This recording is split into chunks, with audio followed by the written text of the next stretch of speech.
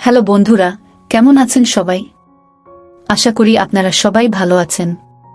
আজ তোমাকে যে গল্পটা বলবো, তোমার পাইপ ফেটে জল আসবে। তাই আর দেরি না করে হেডফোন লাগিয়ে গল্প শুনতে বসুন। সন্ধ্যার আকাশে মেঘ জমেছে। মেঘের আলিঙ্গনে আর ভালোবাসার উষ্ণতায় মেঘ স্থির থাকতে পারে না। তারা বৃষ্টির নামে ঝরে পড়ছে। বৃষ্টির প্রতি মানুষের অনেক ভালোবাসা। একটা আকর্ষণ থাকে, মন গম্ভীর হয়ে যায়। প্রেমিকার মন ছুঁয়ে যায় অজানা মন। একটি আকর্ষণীয় এবং লোভী ইচ্ছা। আমি একজন 2-3 বছর বয়সী যুবক। আজ আমার মন কেমন? আমি বারান্দায় বসে আমার শরীরে বৃষ্টির খেলা দেখছি। আমার মন কাঁপছে। আমি খুব একা। আমি কিছু অনুভব করি। আমার কিছু নেই। আমি কিছু চাই। আমি চাই ভাই, আপনি কি করছেন? আমি উপরে খুঁজছি। দেখি আমার ছোট বোন আকাশে নীল টি শার্ট পরে দাঁড়িয়ে আছে। আমি মুখ ঢেকে দাঁড়িয়ে আছি। আমি মুখ তুলে বলি, আমি বসে আছি। আমি তোমাকে বৃষ্টি দেখছি ভাই, কিন্তু তুমি দুঃখে আর একাকিত্বে ডুবে আছো। মনে হচ্ছে অনেকবার বলেছি, জলি, তোমার ডাকে সাড়া দাও। জলি, আমি তোমার জন্য পাগল। আমরা একসাথে বসে বৃষ্টি দেখব, অনেক মজা করব। কান্তা আমার 2 বছরের ছোট বোন। তিনি খুব হাসি খুশি, সুখী এবং একটি পাতলা শরীর আছে। সে যেমন সুন্দর তেমনি সুন্দরী। লেখাপড়াতেও সে খুব ভালো। জীবনে কথা দিয়ে কান্তাকে জয় করতে পারবো না। কান্তা কথা দিয়ে খুব সহজেই আমাদের জয় করে নেয়। আমাদের মধ্যে ভাই বোনের সম্পর্ক খুব মিল, কিন্তু সম্পর্কের বাইরে গেলে কেউ বুঝতে পারে না যে আমরা ভাই বোন। সবাই মনে করে বন্ধু কান্তা জলিকে খুব ভালোবাসে, তাই কান্তা আশা করে যে আমি জলির প্রেমে পড়েছি। জলিও দীর্ঘদিন ধরে আমার সঙ্গে সম্পর্ক রাখার চেষ্টা করছে। আমি প্রায় 1 বছর ধরে মাতকে আসক্ত ছিলাম। কান্তার কারণে সেখান থেকে ফিরে এসেছি। কান্তা আমাকে খুব ভালোবাসে। আমার মা একজন মহিলা যিনি আমাকে পছন্দ করেন না। তিনি নিজেকে প্রচার করেন এবং প্রচার করেন, তাই তিনি নিজের অর্থ ব্যয় করেন এবং নিজের অনেক ভুল দেখেন না। তার সন্তানদের উপর তার অধিকার আছে, কিন্তু তাদের দেখার সময় তার নেই। আমরা ভাই বোনেরা ছোট থেকেই আমার মায়ের যত্ন নিইনি। আমার বাবা খুব ব্যস্ত ব্যবসায়ী। তিনি মনে করেন টাকা দিলে সব দায়িত্ব শেষ। তিনি দেশ বিদেশে ঘুরে বেড়ান। বাবা মায়ের মধ্যে কোনো রসায়ন নেই। আমরা আমাদের নিজস্ব পৃথিবী তৈরি করেছি। আমরা আড্ডা দিই, বাইরে যাই এবং ভ্রমণ করি। আমরা একসাথে সবকিছু করি। কান্তা আমার ঘাড়ে হাত রেখে বলল, ভাই, তুমি খুব ভালো মেয়ে, তোমাকে সুখে রাখব। হ্যাঁ বলুন, সে বলল। আমি তোমাকে ফোন করে দেখব। বজ্রঝড়ে কাকা তোমার ভেজা শরীর নিয়ে হাজির হবে। কি করব ভাই? কি করব ভাই? সবচেয়ে রোমান্টিক দৃশ্য হলো মেয়ের ভেজা শরীর। কেন জানি ভাই, আমি কি ফিডার খাই? আমি কি এখনো শিশু নাকি তুমি কারো জন্য? তুমি কি ব্যস্ত নাকি? ভাই, আপনার কি সিরিয়াল আছে? আপনি যদি শুরু করেন, আমি আপনার জন্য চেষ্টা করতাম। আমি কিছুই করতে পারি না। কে আপনাকে বাধা দিচ্ছে? যা খুশি তাই করো। এটা অভদ্র না। আপনি পৃথিবীতে প্রথম এসেছেন, তাই আপনাকে কিছু করতে হবে না। আমি এই প্রতিশ্রুতি খেলা পছন্দ করি না। আমি আমার বাবা মায়ের আচরণ পছন্দ করি না। আমি এই খেলা সম্পর্কে চিন্তা করি না। ভাই, এটা তাদের ব্যবসা। তাই আমরা এখন নিজেদের ক্ষতি করব। তাদের মধ্যে প্রেম ছিল এবং তার প্রমাণ আপনি এবং আমি। আমার বাবা গরিব ছিলেন, তাই টাকার অভাব মেটাতে আমি টাকার প্রতি বেশি আগ্রহী ছিলাম। এটা আমার মা বাবার জন্য ঠিক না। তাহলে আমরা কেন ভুল করি? আপনি কিছু সম্পর্কে চিন্তা করেন? কেউ থাকলে বলবেন। আমি তোমাকে বিয়ে করব। ভাই, আমি আপনার জন্য চিন্তিত। আপনি একজন সুদর্শন পুরুষ এবং আপনার কোনো গার্লফ্রেন্ড নেই। সব মেয়েরা কিভাবে তোমার দিকে তাকিয়ে আছে? হা হা হা, আপনি জানেন। তাহলে আপনি কি এই জিনিসগুলি দেখেন নাকি আমার দেখা উচিত? মজার কার্টুন কেন সবাই দেখে? না ভাই, তুমি মজার না। তুমি তাদের কাছে নও। মধু, তারা তোমার দিকে তাকিয়ে তুমি যা বললে তা গ্রাস করে। ভাই, আপনি যখন আসেন খুব সুদর্শন, কিন্তু আপনি সেই ফিগার ব্যবহার করছেন না। আপনি চাইলে অনেক মজা করতে পারেন। একটু চেষ্টা করে প্রতিদিন দেখতে কেমন হয়। আপনি বিছানা ডেটিং করতে পারেন? আপনি কি করছেন? নাকি এই আমি তোমাকে কোথায় পাব? আমাকে কেউ পছন্দ করে না। আমি সবসময় তোমার সাথে আছি। সবাই তোমাকে আমার বয়ফ্রেন্ড মনে করে। আপনি আমার ভাই বা বোন হলেও আমরা বন্ধুর মতো আচরণ করি। কিন্তু তুমি যদি আমার বয়ফ্রেন্ড না হও ভাই, জোর করে হলেও তোমাকে আমার বয়ফ্রেন্ড বানাতাম। যে কোনো মেয়ে তোমার জন্য পাগল হয়ে যাবে।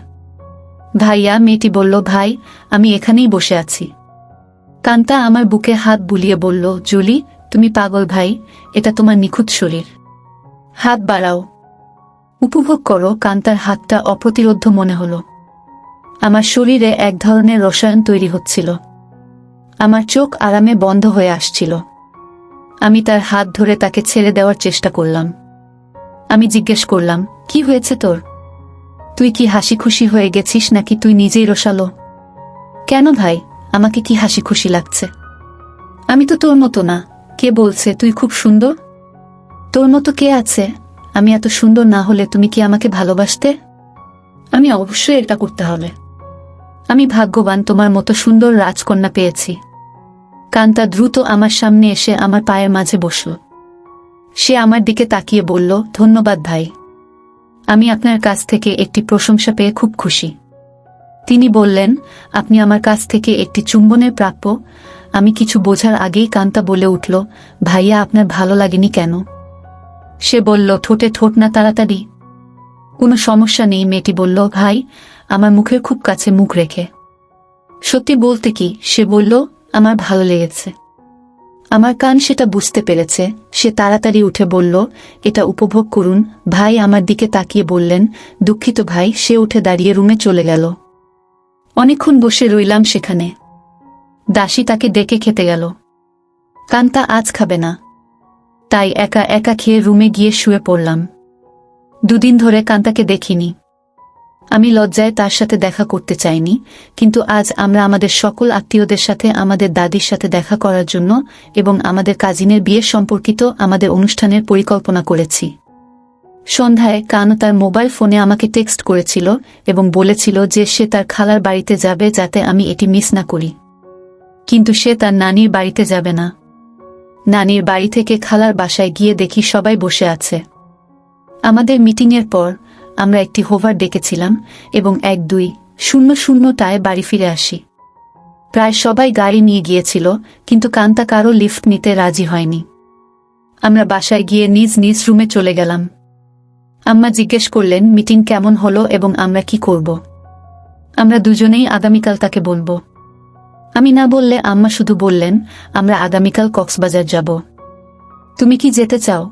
আমি বললাম না। কান্তা উত্তর না দিয়ে চলে গেল। আব্বা ও আম্মা বিকেলের ফ্লাইটে উঠলেন। কান্তা আর আমি যখন কক্সবাজারের উদ্দেশ্যে রওনা হলাম, তখন আমরা ঘরে বসেছিলাম। কান্তা বলল, ভাই চল আজকে যাই। আমি বাইরে ডিনার করতে রাজি হয়ে গেলাম। কান্তা দাসীকে ধন্যবাদ জানিয়ে বলল, আজ রাতে আমরা খাবো না। আজকে তুমি চাইলে একদিন ছুটি নিতে পারো। আমরা ওর সাথে থাকবো না। পরিচারিকা বিকেলে স্বামীর বাড়িতে যায়।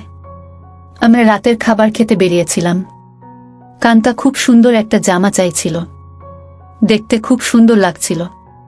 কেউ বলবে না যে আমি তার ভাইয়ের সাথে ডিনার করতে যাচ্ছি। কান্তা থাকতে চেয়েছিল। আমি এটা পছন্দ করিনি। সে কিছু বলতে চাইল। কান্তা কিছু একটা লুকাচ্ছিল। ভিতরে ভিতরে, ভাই আপনি আমার উপর রাগ। এটা শুধু একটি কৌতুক ছিল। এটা একটু বেশি দূরে চলে গেছে, তাই না? দুঃখিত ভাই, দেশ ছাড়া। আমরা ভাই বোন, কিন্তু বন্ধু। আমরা রাতের খাবার খেয়ে রাত 1-0টায় বাসায় ফিরলাম। কান্তা তার ড্রেস চেঞ্জ করল। যখন সে টিভি দেখতে নিচে এলো, আমি তাকে সেখানে বসে থাকতে দেখলাম। ভাই, চেঞ্জ করে কাল এসে একটা মুভি দেখবেন। আমি কয়েকজনকে ডেকে একটি পার্টি করব। আপনি এটা খুব বেশি মনে করেন না? যাকে ইচ্ছা বলুন। আমি তাকে ওই জিনিসগুলো না আনতে বললাম। আমি একটা ছোট গল্প পড়ে হিন্দি সিনেমা দেখতে নিচে এলাম। যখন আমার বাবা মা আশেপাশে থাকে না, আমরা সাধারণত এটি পড়ি। অনেকক্ষণ কান্তা কিছু বলল না। অন্য সময় যদি সে সিনেমাটি পছন্দ না করে বা শব্দ খুব কম হয়, আমি প্রথমে কথা বলতাম। কান্তা, চলো কফি খাই। দাঁড়াও ভাই, আমি এটা তৈরি করব। সে রান্নাঘরে গিয়ে কেটলির পানির সুইচ অন করল। আমি অপেক্ষা করলাম। আমিও গিয়ে ওর পাশে দাঁড়ালাম। আমি বললাম, তোমার কি মন খারাপ নাকি কিছু? বলো না ভাই, আপনার কি সেই ভুলের জন্য খারাপ লাগছে? কি হয়েছে বলুন। আমি কিছু মনে করি না। আমি এটা পছন্দ। বলো কেন? কান্তা সহজ, বুঝলাম তোমার ভালো লেগেছে। আমরা একসাথে সোফায় বসে কফি নিয়ে টিভি দেখছিলাম। কান্তা আমার কোলে মাথা রেখে বলল, ভাই, তোমার মা বাবাকে বলো আমাকে বিয়ে করতে। তুমি কেন করো না ভাই?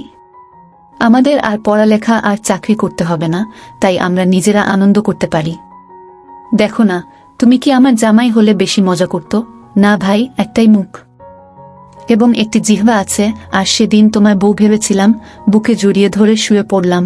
আমার এত বড় দরকার নেই, ছোটগুলো ভালো। সে বলল, আমার বলের দিকে এত জোরে তাকাচ্ছেন কেন? আমি কি দেখছি তা বুঝবেন কি করে? ভাই, আমি সিগন্যাল দিচ্ছি। আমার নিচে আমি হেসে উঠলাম আর বললাম, আমি এখন জুলিয়াপাকে ডাকবো, তোমাকে দাও এবং আমার সাথে নিয়ে যাও। আমি একটি অংশীদার হতে চাই।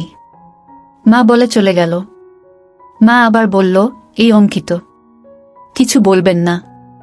আমি এখন তোমাকে চাই। কোথায় যাবেন? সেখানে শত শত মানুষ থাকবে। আমি জানি না, কিছু করো না হলে সবার সামনে ধরব। কিন্তু মা কথা শেষ করার আগেই ফোন বেজে উঠল। মায়ের খুব কাছের বন্ধুর স্বামীর দুর্ঘটনা ঘটেছিল।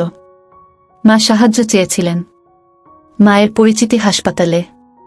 তাদের অবস্থা ভালো নয়। মা সবাইকে বলেছে। সে কিছুক্ষণ যেতে চেয়েছিল। সে আমাকেও নিয়ে যেতে চেয়েছিল। সবাই তাকে তাড়াতাড়ি আসতে বলল। কান্তা আমার পাশে এলো। সে বলল, ভাই, কি খবর? মা, তোমাকে দেখছি। এখন আর উপায় নেই। ব্যাপারটা কি দেখছেন না? মা কান্তাকে বলে, তুমি যেতে চাইলে চলো, আমাদের সাথে এসো না, মা তোমাকে বিরক্ত করবে। আমি গেলে এখানেই থাকব। সোহান, ভাইয়ের ড্রাইভার আমাদের নামিয়ে দেয়। মা হাসপাতালে ডাক্তারের সাথে দেখা করেন। সে বলে, সে আমার রোগী, তুমি তার চিকিৎসা করো। মায়ের বন্ধু, টাকাটা আমি দেখব। সে শিলাকে সান্ত্বনা দিয়ে বলে, চিন্তা করো না, ঠিক হয়ে যাবে। আমাকে কোনো টাকা দাও না, আমি পরে এসে সব ঠিক করে দেব। তোমার কাছে টাকা না থাকলে বলো যে সোহানের বিয়ের জন্য অপেক্ষা করছে। আমি এখন একটা ট্যাক্সি নিয়ে চলো। মা আমার ঘরে ঢুকে আমাকে বলল, বন্ধুরা, আমার কাছে সময় নেই, আজকের গল্প এখানে শেষ করলাম। বন্ধুরা, আপনারা সবাই আমার চ্যানেলটি সাবস্ক্রাইব করুন এবং আমার পাশে থাকুন।